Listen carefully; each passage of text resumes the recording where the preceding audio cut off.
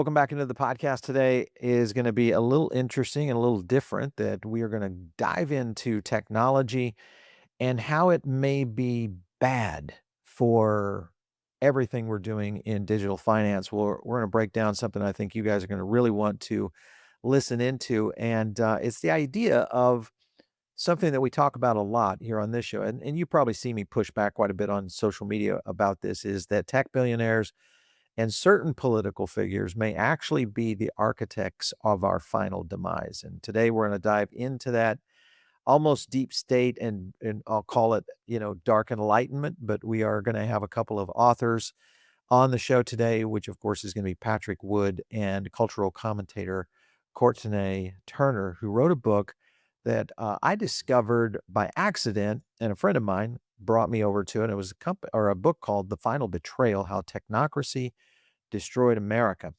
And I know this is a deep one, guys, but I know many of you guys are very influential in the idea of controlling your own freedoms. And that, I think, is the key that we want to get into.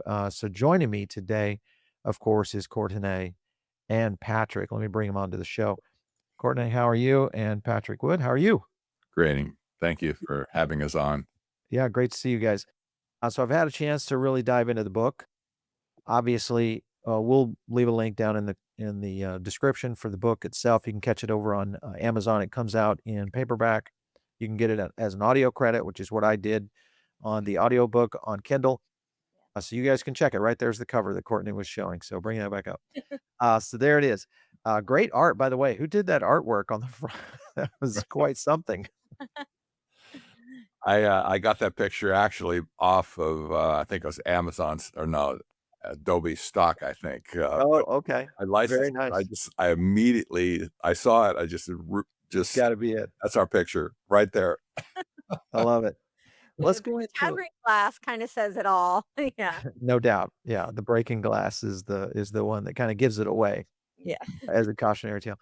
Let's get into a little bit about each of your background because I thought this was interesting as I started to dive in a little bit more about what you guys are doing, and the reason that this kinda correlates to what we think is maybe the future here, and that is digital assets. The problem that our industry faces is that government overreach is a constant battle that we're dealing with. We're dealing with one right now in DC as they are trying to pass a new act that basically gives, guess who, banks and government more rights to dive into our privacy. Decentralized finance and blockchain have kind of been the last bastion of freedom.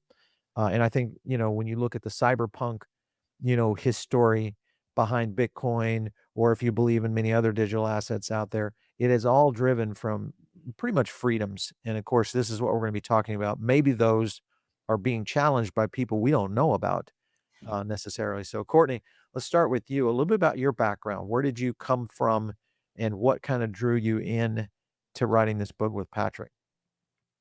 Well, we'll give you the kind of the cliff notes. I mean, I was pretty clueless as of 2020. This was, not on my radar at all. And then, of course, the whole world shut down. And as I was telling you before we started the show, I was born with a series of physical challenges. So I am bilaterally hearing impaired. I'm blind in one eye. I had heart surgery when I was a year old. So, long story short, I learned how to speak by reading lips. So I Wow. didn't get hearing aids till I was almost 6 years old. So, my formative years, I was really communicating through nonverbal communication. I could speak, but I couldn't hear people. Interesting. And so when everything was shut down and we were all isolated, I got fired from, I was working at gyms at the time. And I was also an aerial acrobatic performer and a motivational speaker. And of course, all the speaking and performances were canceled. And of course, I was fired from both of the gyms I was working at. And I can't prove it, but I'm 99.99 infinitely repeating sure that it was over politics. Yeah. And so I found myself very, very isolated. And everywhere I went, people's faces were covered. And so Yeah. I didn't realize how much I still depended, because I wear hearing aids now, on nonverbal communication, Right. till all the coping mechanisms I spent my entire life developing were then stripped from me. And so I was now incredibly depressed, incredibly isolated, but I had a lot of time on my hands. And so I started doing a lot of reading. And I found that a lot of things I thought I knew about the world were kind of inverted, and it sent me down quite a path of research. I started the podcast upon a suggestion from many people. At first, the idea was terrifying, and I thought it was a horrendous idea. But I started listening to a lot of podcasts, kind of the way I think people listen, watch TV as background Yeah. shows to keep me company because I couldn't communicate. And then it dawned on me that it would be a way for me to have naked face conversations. And so that might literally save my life. And so I made a commitment for 6 months where I told everybody that came onto my podcast that I might not air it. And I really was hoping for as many Yeah. and interviews as possible. But of course, it was a remote interface that worked as well. The only rule was to be on my show. You had to know I might not air it and that you could not cover your face. And so Interesting. I did that for 6 months and learned a lot. The guests seemed to really enjoy it, and people encouraged me to start airing that. So, my kind of long-winded way, I knew that there was a transhuman agenda, and the more that I started to dive into this, learn about Patrick's work, I was like, oh, this is a whole technocratic infrastructure, and this is really where they're going. I learned pretty quickly. I think I started with more of a political mindset. I kept thinking that if we just got the right people in office, we could fix Yeah. the whole mess. Then I was like, the Republicans are behaving as controlled opposition for the left. What's going on? We need to fix this. And then I realized, wait, they were kind of created to be the controlled opposition for the left. This is going exactly according to plan. And so Yeah. my worldview was kind of completely shifted at that point. So Well, and it create if you guys wanna check out her podcast, it's Dangerous Dames, so check it out. Oh, visit her website. It's Courtnay, Nay Turner, .com, and, we'll also leave a link down there below for Patrick. You can, of course, jump over to Technocracy News, which is fantastic. This has got some good stuff on it, Patrick. I love your work over there, and, years studying the Trilateral Commission. First of all, Hmm. that in itself is something, but as we talked in the pre-show, you also have a finance background as well. Tell us a little bit That was about that. my interest when I got out of college was economics and finance. That's where I started. Yeah, Then I ran across Anthony Sutton, Professor Anthony Sutton, yeah, um, and that was somewhere around to 1977, yeah. and we struck a partnership to study and write about the Trilateral Commission. Interesting, That okay. was on purely an economic basis because what they said, they wanted to create a new international economic order that interested us greatly.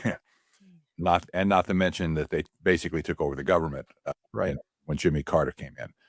So I studied that and I wrote about it. We wrote 2 books, 2 volumes of Trilaters over Washington, and the rest of it is history in one sense. Sutton passed in 2002, unfortunately. He's only 74, I think, at that point. But we lost a hero for sure.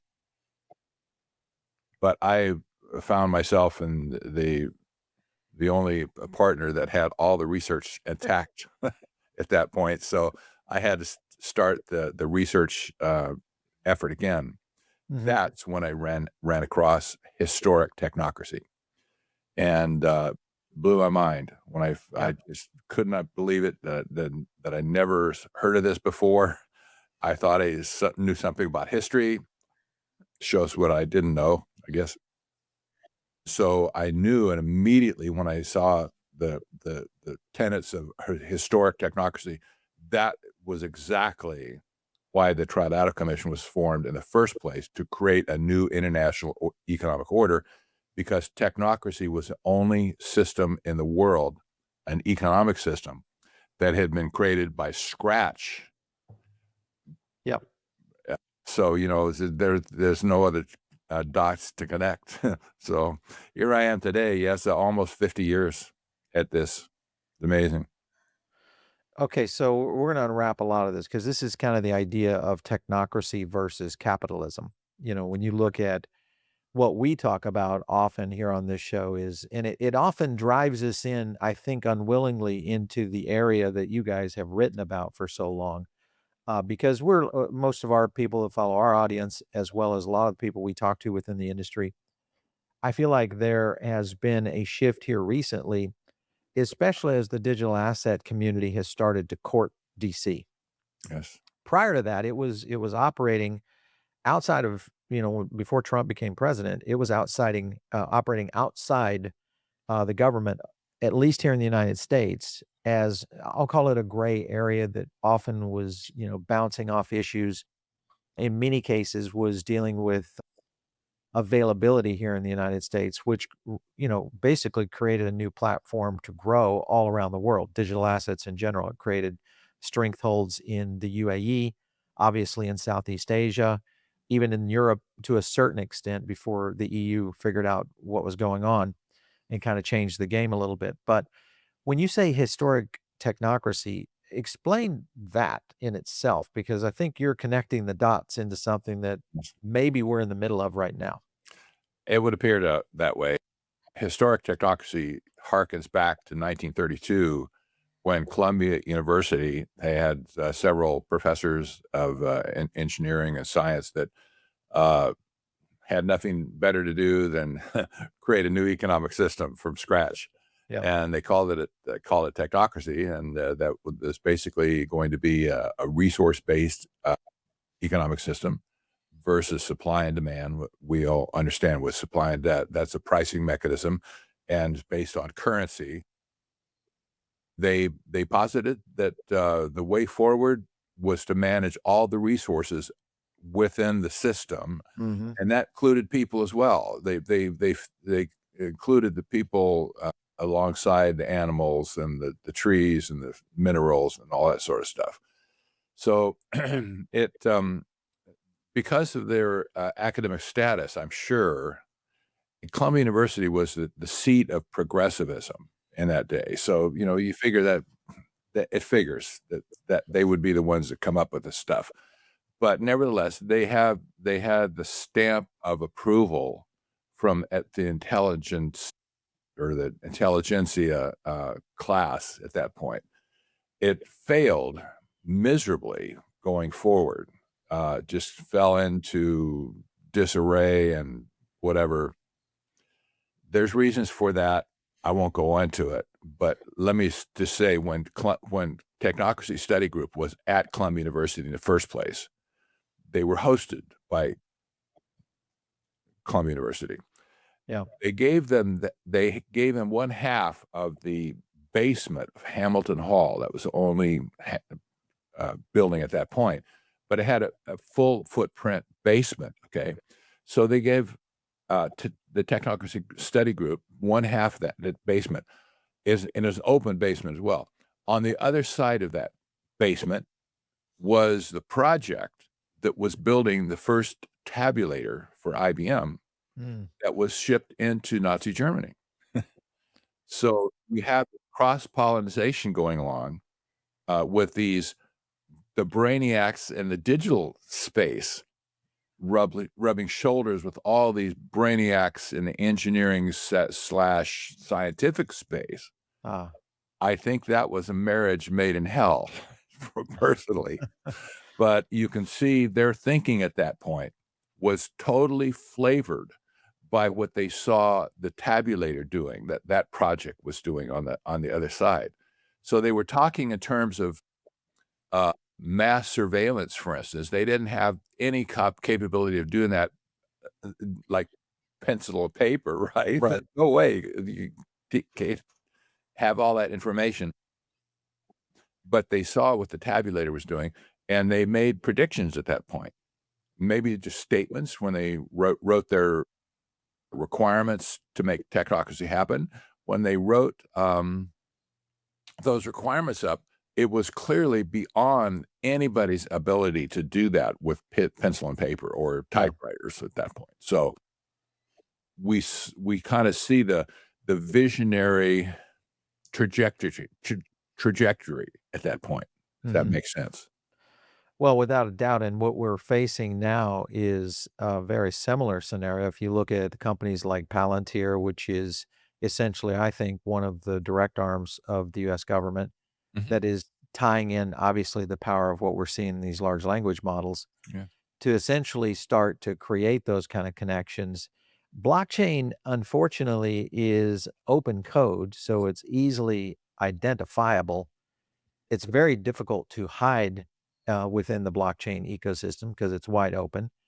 And, there has been a recent move toward privacy tokens over the last year. I would say maybe there is a certain sector of the crypto audience that is realizing we may be entering into a new era, especially when you look at the connection between what Elon is doing along with what Trump is doing, and you align it with what their vision clearly appears to be. When Before we get into some of those kind of things, because I want to get behind the idea of the core thesis of this book, around the betrayal side of it. But when you look at right now the digital age as it is right now, especially around privacy, okay, and I want to go to you, Courtney. This is one of the cornerstones of digital assets. We believe in it. Everybody that's ever been out there, very pro privacy. Where do you think this is breaking down right now in terms of losing so much of our privacy? Yeah. So I think in many regards, you had mentioned firstly blockchain. Blockchain, of course, what they tout is that it's transparent. Yep. Transparent is the antithesis of privacy. So of course they keep talk. They use a lot of buzzwords that I think are very misleading to people. Some of them are decentralization, digital sovereignty. I think digital sovereignty is kind of an oxymoron if you really break it down.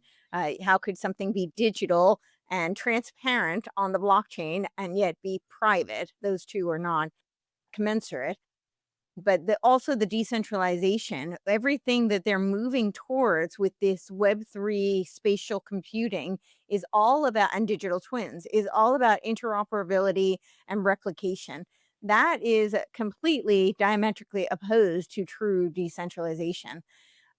And also, this transparency is the opposite of decentralization. What Mhm. they really mean by decentralization, in my estimation from the research I've done, is that they're talking about DAOs, decentralized autonomous organizations. Yep. And really, where they're moving with all of this is a tokenized, and I like to call it a gamified society. So it's, people like Elon keep talking about how we're going to have this. A universal higher income. Everybody's going to live in abundance, which is parroting, the same phrasing as Technocracy Inc. Right? They were talking about this counter movement to the Great Depression, and it was going to be the solution to create all this abundance and efficiency. Mhm. However, it's really going to be a conditionally based income. Where people will be incentivized and rewarded for certain behaviors and penalized for others, like you would in a China. video game. China. That's really, and you'll have tokens, right? So you'll get some tokens for your good behavior, and you'll be penalized for your not so good behavior, and it'll all be rationed out. And I think this is really where they want to move. And of course, they're going to blur the lines between what's real and what's not. Mhm. And I think this is also a huge component that we're starting to see with some of this AI. They call it hallucinating. When the AI hallucinates and it gives you this information that may seem appropriate, but appropriate is not necessarily accurate. So I think they're kind of setting the stage for that. It's kind of an operational preparation of the environment, or an intellectual preparation of the battlefield would be the militaristic terminology for what they're doing right now. And a lot of that has been programmed through this gaming world. Mhm. And you see the younger generation is really being groomed for that. Yep. So this virtual reality kind of games, also ARG, right? Alternate reality games where we all contribute to what makes the future of the reality. I think one other component to take into consideration is certainly what's going on. People think of the United States as being the bulwark against this globalization, and that'll be kind of maybe a segue for the book. But today they're having their meeting at the UN, right? The World Economic Forum, the Yep. UN are talking about their, and what they're talking about really is laying the groundwork for this AI world society, artificial intelligence world society, which is the vision for the centennial of the UN, where all human governments will be supplanted by AI. And really, when they're talking about this new economic infrastructure, it's not just an economic infrastructure. It is a complete new operation for Mhm. civilization operation. New operating system for civilization would be the way to word it. It's funny you mentioned that, of course, Hollywood, which is stranger than fiction, um, just is getting ready to drop a movie about that very thing, which is basically government AI, and that, AI is basically looking into everything. I won't go too dystopian, but basically, if you get caught in a capital crime, you got, like, 90 minutes to prove you're not guilty or you're um, Chris Pratt's in that one. Interesting, times. To your point, exactly, of where this is going. This, of course, does dial into some things that I think may be happening on the financial side of the industry right now, Yes. because gold and silver, which are physical assets, are absolutely skyrocketing right now. Many people think copper and many other metals that are oriented toward not only value, but toward maybe supporting a lot of what you're talking about from a technology standpoint are really accelerating pretty fast in terms of value. Patrick, when you look at something Courtney just mentioned there in terms of the privacy and the loss of it that makes it look as though we're truly getting privacy, but in reality we're not. How does this transition kind of connect the old history of where, because this is taking decades to form. Mm. How does the old history connect to where we are now in 2025? Kind of the planning to the digital execution, so to speak. Let me go back to the the foundations of the Trilateral Commission in the first place. Before 1973, they complained that the elite at that point, like David Rockefeller, for Mhm. instance, they complained about their plans for a new world order. That's always been on in their mind in the first place, but they failed repeatedly in the past before 73 to achieve their goals. And when gold was decoupled from the Yep. dollar, David Rockefeller immediately understood the math. He was a banker. He was in charge, the CEO and chairman of Chase Manhattan Bank at that point. He understood money. Give me, whatever else you think about him, he understood money. He saw the end of finance, the way that we used to think about it. And his goal at that point was not to enrich himself with just dollars, which can evaporate in a heartbeat. Yep. Instead, how can he get his hands on the physical underlying resources? Not just the money, but get their hands on the resources of the world. Because if you do that, it doesn't matter. Whatever kind of monetary system you want to tack on top of it, Mhm. it doesn't matter. You're going to sell your firstborn child for a loaf of bread. So that was I'm absolutely positive at this point that's exactly what was in Rockefeller's head. He had Zbigniew Brzezinski at his side, however, as the academic who kind of justified everything that was going to happen with Mhm. vis-a-vis the new international economic order. But it was all about economics and resource control over resources. Like how many ways can I say it? Well, you also have Trump talking about this now of taking our raw materials, land, resources, what's happening in Venezuela, and putting that on the blockchain. Yeah, exactly right. And you see the technology didn't exist to do it Mhm. in 73 any more than it did in 1932. However, the trajectory was already there. It was already in place, and the people were working hard, committing resources to you name it. Um, but especially when about 2000 rolled around, that kind of was the start of what Brzezinski called the um, the technotronic era. Brzezinski was a professor when he wrote his book, Between Two Ages: America's Role in the Technotronic Era. Yep. He was a professor at Columbia University when he wrote that book. Mm. connect the dots. You don't have to go far, right? So he knew all those old professors at that point and who were doing technocracy in the first place. But when Brzezinski was looking forward to the day when the technocratic era would surpass the Marxist era, if you will, Mhm. he was very clear about that. He said that the Marxism is just gonna be a stepping stone for us to get to this new order. Is gonna be the technocratic order. That's what he said. This is where we are today. And so everything that Trump is talking about today, well, it's not just Trump.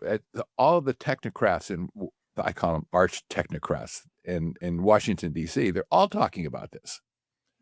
They're talking about a new economic system. They're talking about a new financial system. Yeah. They're talking about all the regulatory structure that has been created to do it. And, you look at like, well, Larry Fink is going to go to the World Economic Forum this week because he's the co-leader of the World Economic Forum at this point. And he's also happens to be a member of the Trilateral Commission, just incidentally. And he also he said in publicly that he wants to digitize everything in the world, Yeah. including people. Yeah. So, this is crazy stuff we're talking about here. But if you trace it back, you can see clearly how the curve started long ago, and now it's going vertical. It's been a geometric progression along the way. So now the whole thing is just turning vertical as it will. And you see all these technocrats slash trilateral commission types, all of a sudden, they're surfacing again Yeah. in their society. They just like they did in the 1970s, and then they went underground for a while. But now you see all of a sudden, these people are coming back to the harvest field to pick the fruit from their harvest, if you will. And this is where we are today. It's stunning for most people that never saw it coming. Yeah. We could see before even 15 years ago where it was headed, but now it's actualized. Yeah, it's here. Well, and in the book, you talk about the MAGA populist movement, which is being co-opted basically, and it's kind of this bait and switch theme, where voters think they're getting a whole new structure around freedom, but in reality, they're laying right into the technocracy side of things, which is we see it in open, plain sight. Whether you look at Musk, Thiel, Andreessen. I mean, there's a whole slew of them that are pretty much running Silicon Valley, and it's translating now into not only use case, but now you're getting regulation that is supporting it coming out of DC. So that's a big part of that. When you look at I want to kind of flow into one of the topics you talked about, Courtney, in a recent podcast you did, and it was the idea around um, different signals that are coming from not only from DC, but just in society as a whole. Because right now, kind of to what Patrick was saying, is that what we're being fed versus what's actually happening is quite a bit different. Can you elaborate a little bit more on that? Yeah. So I was talking about Hollywood, and I think it's worth noting there was a film almost a century ago. It was in 1927. It was called Metropolis that Remember that. predicted, and it predicted 2026, and that's the year we're in right now. It's like I said, 99 year, not a full century later. But that we would be experiencing this kind of blur between reality and the deep face. Essentially, it was a robot who had essentially a digital twin named Maria. I don't know if Maria Abramovich was channeled in this, but it was Maria who Yeah. the good Maria was trying to warn people to be patient and tell people what was happening, and then they had this robot come down to confuse everyone and to yeah, to create a lot of chaos. And I think that's what we're seeing right now. So right now we've got all these algorithms, right? They're building the cybernetic organism. And so, for those who aren't familiar with cybernetics, Norbert Wiener was one of the known as like the father of cybernetics. This is largely what a lot of the MK Ultra, precursor work was, and it's a feedback loop. So Yeah. they're doing all this data mining on us, right? That's part of technocracy. In order to socially engineer us, so they need to collect all the data. And then they want to create cybernetic organisms where we will be nudged. When I was talking about the tokens and the gamified society, you will be nudged based on what they have gleaned about you, your Mm. behaviors, your proclivities. They're collecting all this genomic data on us. So, that will be a part of it as well. And I think right now with social media, these are socio-technical systems, and they are using those in order to collect data on us, on our behavior, and then these feeds, these algorithms feed us what they think will capture our attention. Yep. So there's lots of documentation on this. NATO's cognitive warfare has extensive documentation on this. There's many briefings on how they use anger, they use fear intentionally to try and capture our intention, and also to create dialectical warfare so that we will be fighting against each other and create further and further splinter groups. And so when you ask about the different signals, you can open, and my husband and I have done this. He'll go to, like, a feed, and then he'll go to my feed, and Yeah. it's a complete Completely different. world, Yeah. right? Like you are you think you're seeing reality, but you're seeing a snapshot that has been catered to you, and it not necessarily accurately, but it's based on, and they do this under the guise that they need to know what to advertise to you. Sure. They want to sell you stuff that you actually want to buy. So this is, of course, for your convenience and for your entertainment. It's all for you. But really, what they're doing is they're collecting the data in order to build this future cybernetic organism.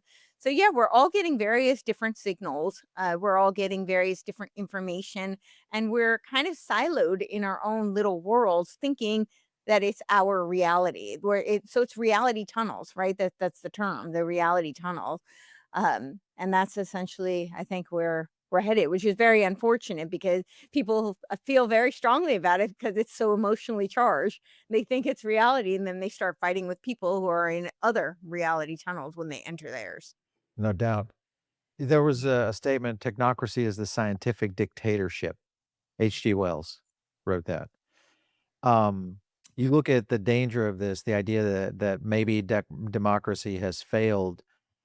So, Patrick, to you, would you let a CEO king-like person run the company, or a startup? I mean, it's almost like a startup in reality, if you think about it.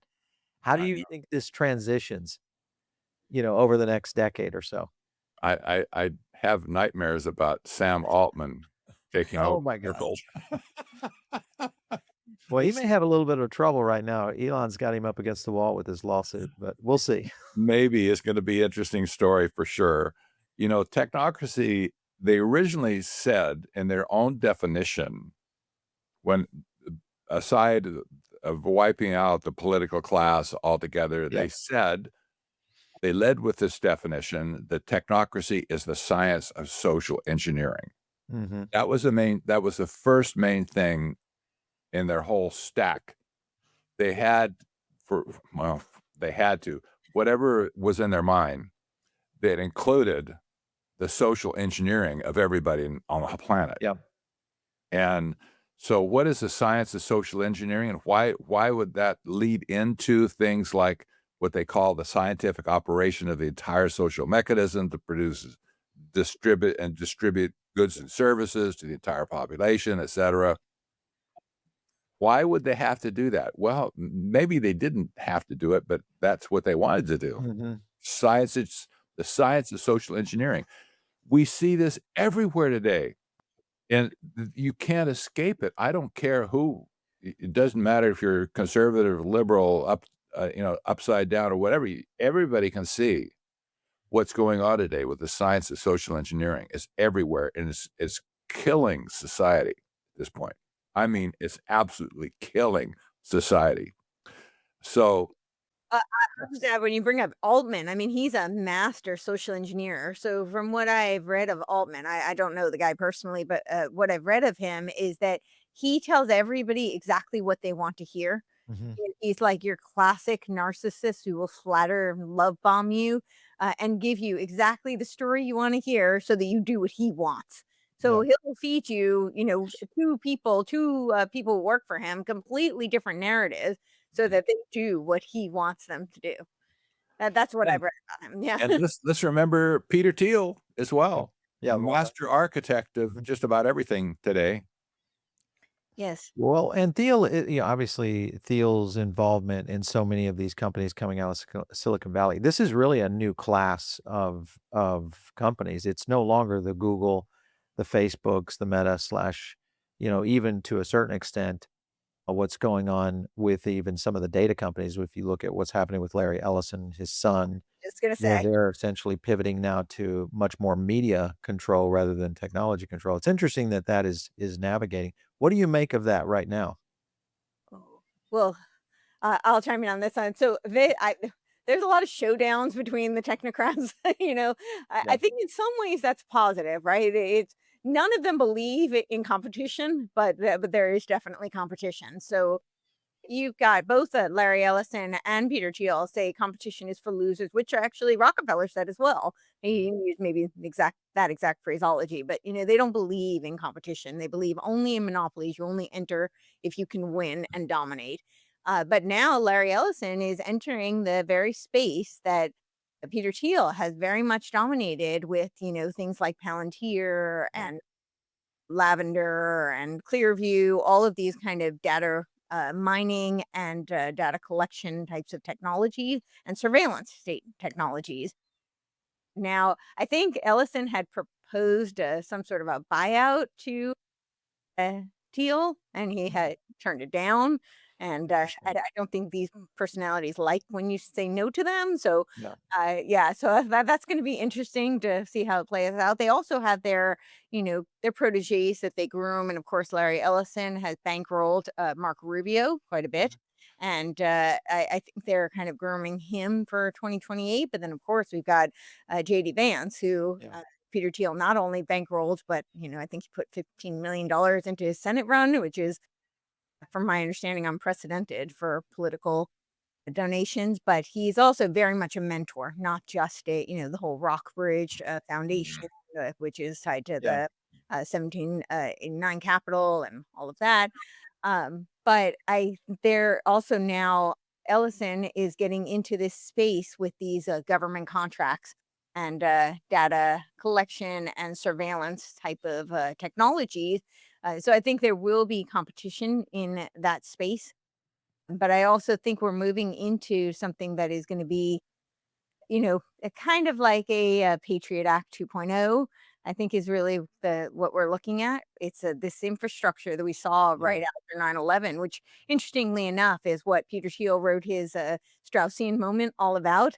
It was all about the post 9/11 world, and he's very famous for his Cato Institute Mhm. document where he said that democracy and freedom are no longer compatible, and I'm sure he is just the techno king to ensure that we have just the type of world that he thinks will be much better for all of us. Well, you could also start to look at some of the writing on the wall because as we start to see the Clarity Act go through, which is the thing that's literally in DC right now being debated, what has happened though, in that first write-up, I believe they went a little too far in revealing their hand. And the issue was mostly privacy around decentralized finance, also, the idea of opening up the possibility of a CBDC. That's a whole nother scenario that, of course, has already been put into the Genius Act, which was the regulation that was passed last year saying that the Fed would not and could not do that. We've already seen the UK start to move into a central bank digital currency. And now what has happened here in the US, it has created a absolute tidal wave of podcasts, media people, analysts, a lot of blockchain people now starting to say, wait a minute, maybe now is a good time for the privacy tokens to get back into development. So, Patrick, my question is this. If you look at under Trump, there has been, I would say, a wide open, gushing of content that has unveiled a lot of new stuff that used to get shadow banned in most places. Do you think that they've let the genie out of the bottle in terms of at least here in the United States? And can they ever pull it back in? Because they had it back in prior to Trump's administration. What's your thought on that? The genie is out of the bottle forever, in my opinion. There's no going back at this point. Whatever hubris they leave us with, if they fail, we'll have to deal with it. It'd probably be very messy at this point. Having said that, the first goal, the underlying goal, is to get all the resources together. This has been a resource grab from the get-go. Yeah. Having said that, what's happened in the Trump administration with all these arch technocrats, the people, the Michael Kratzias, the David Sachs of the world, Yeah. etc. What these people have erected is a standalone privatized finance system, an economic system, basically, that's not under the control of the political system or industry per se, but it's under their control directly. So how this will play out is you can't see the end of it crystal clear. However, when Trump put the waiver on the Fed not to stop the research on central bank digital currencies, lot of people cheered. Hell, maybe he's going to finally somebody's going to take on the Fed. Well, that hasn't happened. Whatever you think about the Federal Reserve and the Bank for International Settlements, a whole system of central banks around the world, that doesn't matter at this point. It is what it is. So the one thing that the central bank could never do in the first place is do anything other than create payment tokens. Payment tokens basically just transfer wealth from one place to another. Yep. That's all. It's like using Zelle or Cash App or something. It's more sophisticated and it's trackable for sure because the central banks want to know where all money is spent. However, there was no way that the Fed would ever have created a unified system of tokenizing assets, not payments for it, but tokenizing assets directly. This is what made this new system so appealing to the technocrats, because they wanted to tokenize all the assets in the world so that they can get their hands on the resources directly. So when people like Secretary of Commerce Howard Lutnick, just before the election, or after the election, but just before Trump was inaugurated, he went on national TV. You might have seen some of his episodes. He was lusting over the 680 million acres of resources that the United States owned. That's privately owned land by the federal government. They shouldn't do it in the first place, but that's beside the point. They have all these resources, and he's lusting, oh, if Elon and I can just get our hands of all these assets and we can tokenize them, why we could make even 0.25% off of this. What he gave like $500 trillion of assets. I don't think that's fair, but that's immaterial. You could see these people had this idea in their mind from the get-go. The future of finance, the future of the economic system is the tokenization of assets directly. Yeah. This is why Larry Fink he's all in. Not into this, but he said basically we're going to tokenize everything in the world. Well, what does that mean to the rest of the world? You have to. We understand debt, the debt-based monetary system. dollars, et cetera, how this money is created by the Fed and the Treasury, et cetera. Well, if the debt-based system goes away, what are we left with at this point? Yeah. The tokenization of all the assets of the world. Well, who's gonna control that mess, you see? And will private property still be around if everything Well, is that's a question everybody's asking right now. exactly. So, if you look back to originally to 1932 when they created Technocracy, they specified there would be no private property in the system. Private all property will be owned by the technate directly. This this equates, by the way, to Curtis Yarvin's dark enlightenment with having a CEO run the company, but Yeah. he says, "Well, all private property is going to be transferred into the technate," just like in 1932. Mm. This is really crazy, but y we who have experienced the debt-based monetary system all of our life, we have a hard time figuring out where is this is what does it mean to have no private property and somebody else is gonna own all these assets, and that's exactly what Klaus Schwab and the World Economic Forum said years ago, By 2030, you'll owe nothing." Yeah. They said you're gonna Well, have and you're dealing with a generation right now that is being pushed out of homeownership. It's the yeah, largest ever. That clearly is eliminating the first step in the American dream, which has always been around owning your own home. When you have that dynamic starting to go into our young people, realizing to your point, you don't own anything, you just rent everything. And then they start looking at other components because this is really a psychological shift. It's almost a psyop, so to speak, if you think about it, mhm, of how this could yeah, innately start to push the younger generation into this. However, I'm often surprised by Gen Z, who we have a lot of them that work for us. They're very, they've kind of grown up on the digital frontier of crypto. So they understand the idea of being able to bank without banking, you know and they're starting to understand that idea of pseudo privacy. But if we do see, kind of this next step, to your point, if you think about it, because we have not been able to generate a CBDC, central bank digital currency, via the Fed, and we've opened that up to companies like Circle, Tether, PayPal, and probably another 50, including JP Morgan and many others that will create these stable coins. These stable coins eventually will become the monetary asset, and of course, backed by treasuries or whatever, maybe land, property, gold, silver, who knows what else. But it does start to shift back to your whole point in general. Do you think I wanna ask this to both of you, do you think that technology is inherently evil, or can it be used just as what I always thought it was, a tool?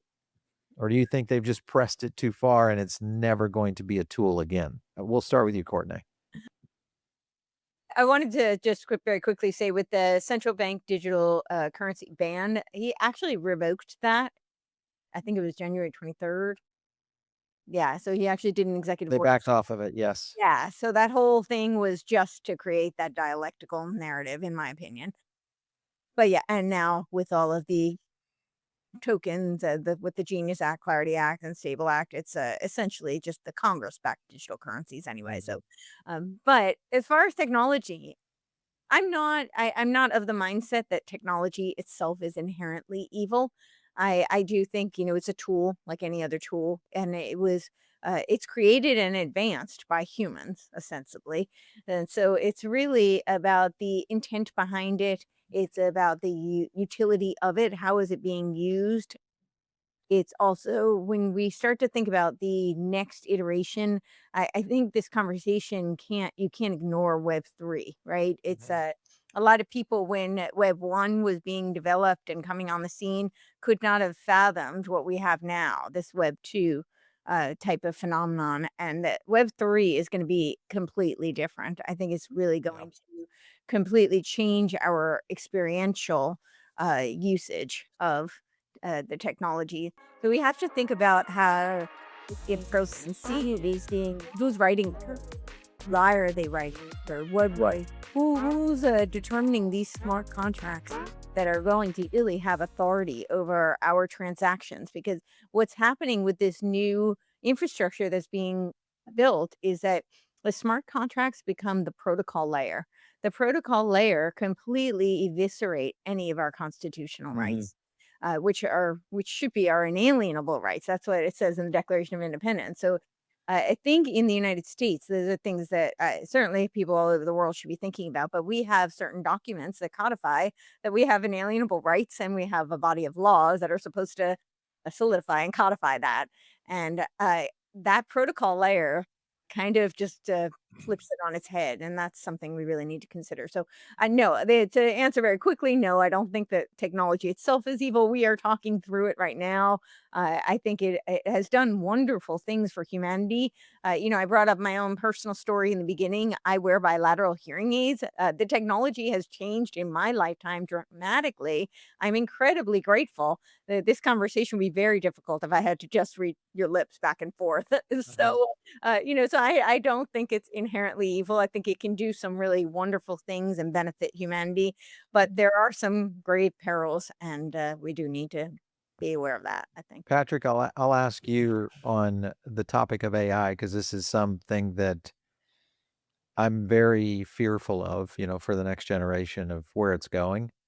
Just because I understand tech, the ability for it to scale and accelerate, and I've never seen anything like this before in my 25 years of programming. I was a computer science engineer coming out of college, worked for Microsoft, started to uncover what Silicon Valley was really about. And what I'm watching now is it makes that era in Silicon Valley, which was the birth of the internet, by the way, Mhm. look like child's play. Do you think AI can be controlled at some point, or what's your feeling on this? Sure, it could be controlled. But the people who wrote it and the people who are controlling it right now, they're not going to let go. Yeah. People like Sam Altman, Mark Zuckerberg, these people like not they're not going to let go of their systems. And like I said before, the genie is out of the bottle. It's evil men do evil things. That's this. That's the bottom line, I think. Yeah. And at this point, the trajectory of AI at this point is going to destroy society, but good. That's my opinion. I Well, think it's somewhat intentional by these people at the top, like Mark Zuckerberg, for instance. These people have an vested interest in getting people addicted to the technology. yeah. So, when people are addicted, things start to fly off of the wheel. Well, it's what's And happening in society right now. I think a lot of this is driven through yes, whether you wanna believe in the conspiracy ideas that are out there around, MK Ultra or others, but a lot of these are psyops that are basically deployed through social media in most cases, to your yes. point, to the algorithms that are playing into this.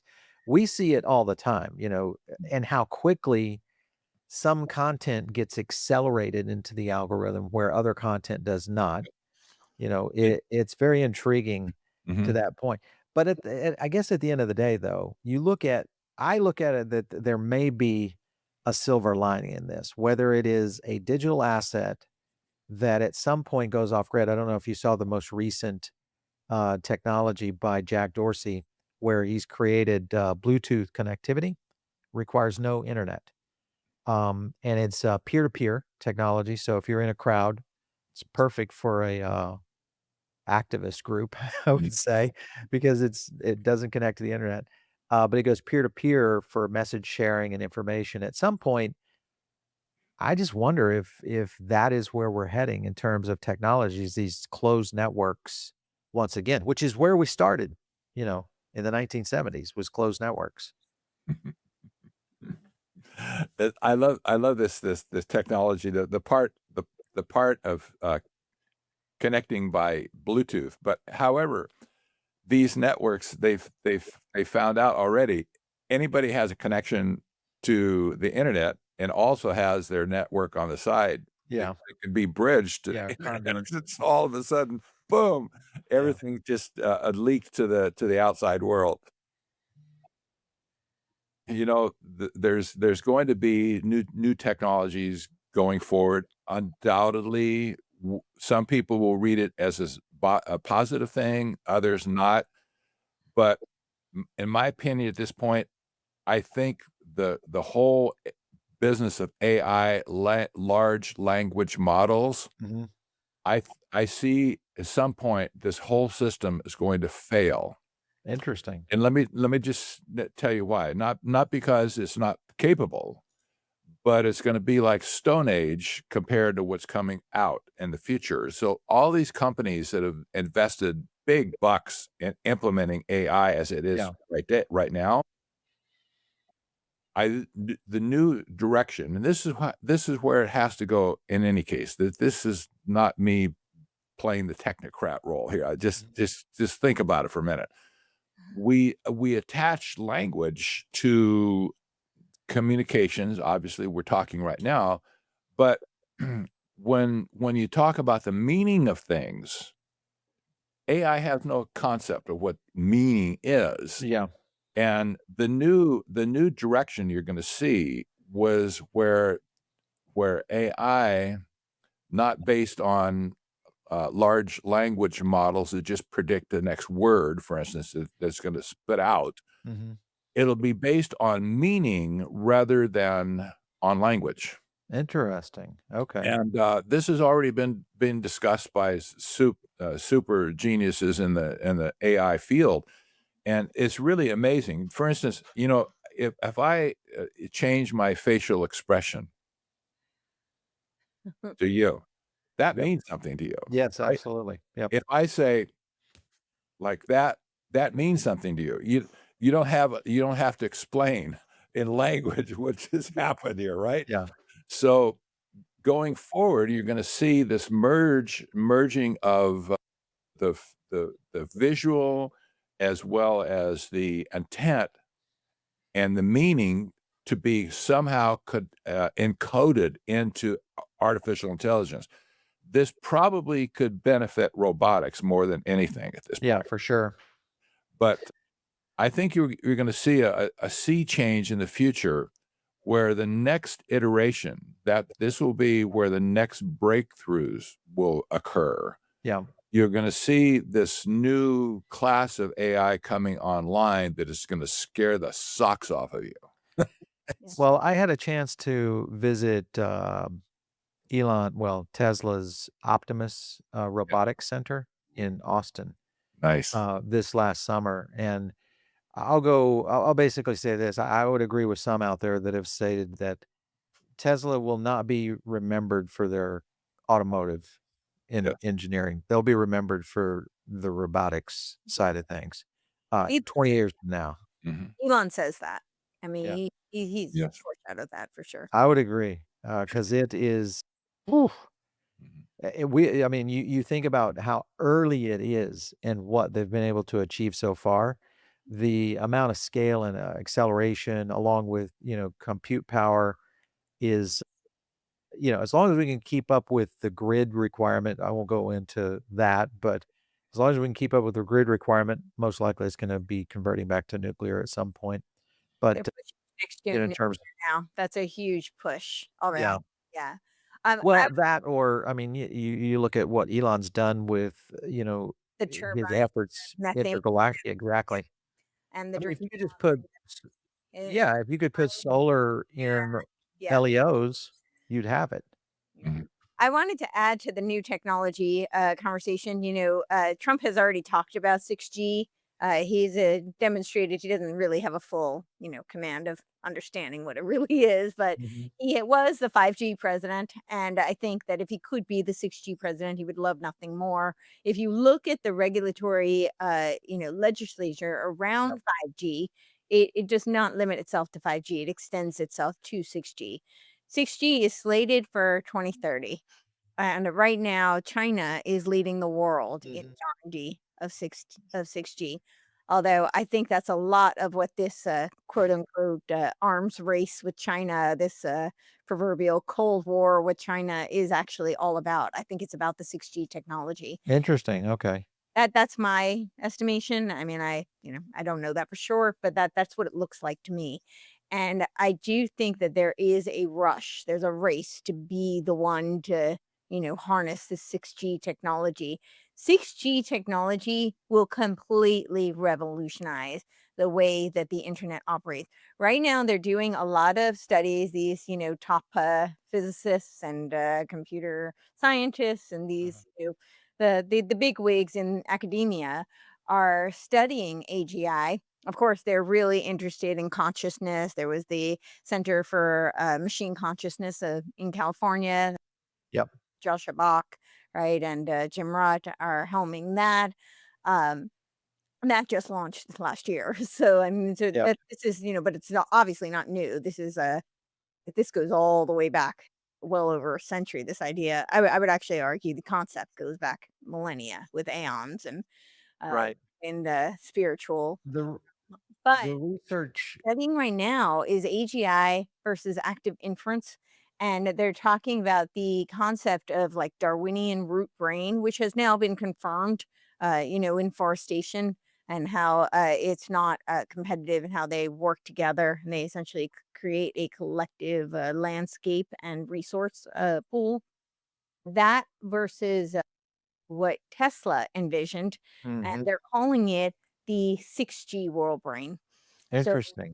Tesla envisioned that we would have, long before Chardin and Vernadsky, the disciples of Edward Leroy, envisioned the noosphere, long before H.G. Wells, I mean, not that long before, but before H.G. Wells' world brain, Tesla was talking about a wireless world brain. Yeah. 6G really makes that possible. And when they talk about 6G, I know it sounds very sci-fi, a Black Mirror episode, kind of comes to mind. But they do talk about harnessing humans as antenna to power the Yeah, 6G. well, that's the idea. It's the surface becomes the transmitter as opposed to the towers, Mhm. on 6G. Plus, you're talking about terahertz frequencies, which are just Yep. ridiculously fa Uh, Correct. you could what was it, the idea? It's very short range, if I remember my research on this, very short range that you could almost Very block it by true. rain or something. Yeah. Yeah. But the design is it would be everywhere. Yes. Um on every surface, even to the point you're talking about is even a human could become a conductor for this, Well, so they did a lot of testing on it back in 2020 with the medical wireless body areas, right? They Yeah. did all these sensors, and of course, the sensor. smart skins. Yes, Yeah, exactly. yeah, I saw that. And the whole digital twin technology comes out of, NASA. Yep. Yeah. Ooh, don't get me going on NASA. Sorry. Yeah. You just don't even say that word. Anyway. We get that explodes my brain because I just start going. Elon Elon is taking over NASA anyway, so Yeah, it we're doesn't not really matter. You're wrong. Here we go. Listen, it's well, been fun talking to you guys. If you guys wanna learn a little bit more about the book, of course, I dove into and found these 2 on it is right here. You can jump over to Amazon and find it. We'll leave links to Courtney and Patrick's, website as well in the description down below, but of course, you can check out this. Get the audio version. The read was really good. I thought who did the read on that? It was fantastic.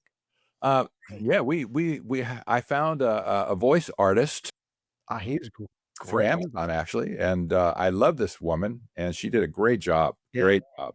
it was fantastic. So anyway, you guys check it out. We'll go from there, and you know what to do if you have not already done so. Make sure to like and subscribe. Share this out there with someone who's learning about privacy. I think this is the core thesis of where we are heading around this technological shift that we are in the middle of right now. We'll catch you guys later right here on the PP Pod. Take care.